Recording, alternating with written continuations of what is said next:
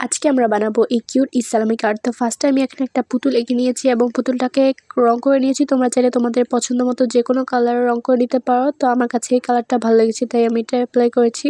তো তারপর আমি পুতুলটাকে একটু সুন্দর করে কস্টিপ পেয়েছি, তারপর কেটে নিয়েছি এটাকে। তোমরা চাইলে কস্টিপ নাও দিতে পারো।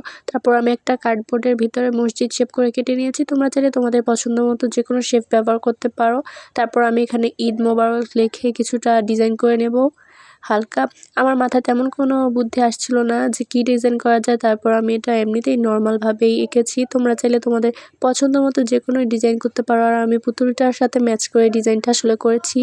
ঈদ মোবারক লেখাটা পিঙ্ক কালার করেছি অ্যান্ড সাইডে দিয়ে আকাশি কালার ইউজ করেছি অ্যান্ড ছোটো ছোটো কিছু লাভ অ্যাড করে নিয়েছি। তারপর আমি এখানে পুতুলটাকে অ্যাটাচ করে নেব। তারপর আমি আমার টাকার কাছ থেকে কিছু টাকা ছিঁড়ে নিলাম এবং তোমরা দেখতেই পাচ্ছ আমার টাকার কাছে কত টাকা ধরেছে। এই টাকাগুলো আমি ঈদ বকশিশ হিসেবে ব্যবহার করব। তারপর এখানে আমি টাকাটা রেখে দেবো। এন্ড ভিডিওটা ভালো লাগলে অবশ্যই একটা লাইক করে দিও। Bye bye.